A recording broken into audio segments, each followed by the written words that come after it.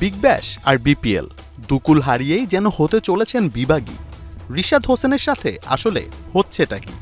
Leg spinner যেখানে সোনার হরিণ, সেখানে রিশাদের মতো পারফর্মার ম্যাচ না পেলে হতাশ না হয়ে উপায়ই বাকি।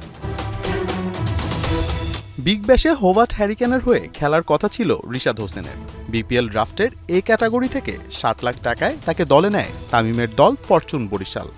এত টাকা দিয়ে প্লেয়ার কিনে তাকে ৩ ম্যাচের বেশি এনওসি দেওয়ার মতো বিলাসিতাটা বরিশাল করেনি, তাই হোভার্ট হ্যারিকেনও কন্ট্রাক্ট টার্মিনেট করে।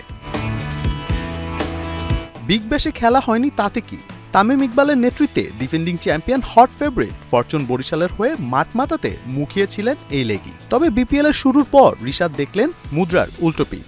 ক্যারিশমেটিক পারফরমেন্স তো পরের কথা, একাদশেই জায়গা পাচ্ছেন না তিনি। টিম কম্বিনেশনের কারণে থাকতে হচ্ছে প্লেইং 11-এর বাইরে।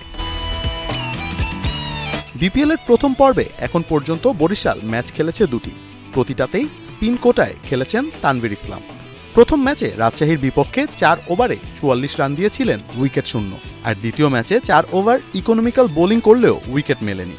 বিপিএলে অবশ্য তানভীর বরাবরই ধারাবাহিক, তবে রিশাদও টি-20 বিশ্বকাপ থেকে ওয়েস্ট ইন্ডিজ সফর জাতীয় দলের হয়ে যেভাবে ধারাবাহিক পারফর্ম করে গেছেন, সেই হিসেবে তানভীরের চেয়ে তাকে কি এগিয়ে রাখা যেত?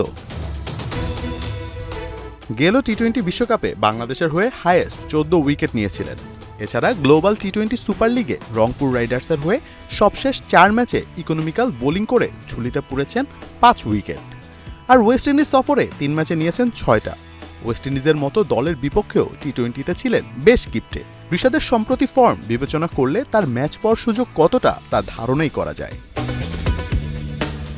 রিশাদ বরিশালের হয়ে ম্যাচ পাবেন তা নিশ্চিত, তবে প্রশ্ন হচ্ছে কতগুলো ম্যাচ খেলবেন এই লেগই, কারণ তিনি যে শুধু বোলিং নয়, ব্যাটিং দিয়েও দলে রাখতে পারেন বড় অবদান। বরিশালের পরের ম্যাচ রাজশাহীর বিপক্ষে, শেষ ম্যাচটাও হেরেছে তামিমের দল। এছাড়া প্রথম ম্যাচে তানভীর বেধড়ক মার খেয়েছেন রাজশাহীর বিজয় মাহিদুল অঙ্কনদের কাছে। সেই বিবেচনায় কি বিপিএল এর সিলেট পর্বেই বরিশালের একাদশে ঢুকছেন রিশাদ হোসেন, নাকি তার অপেক্ষাটা হবে আরও দীর্ঘ? মোহাম্মদ আদনান, ৭১।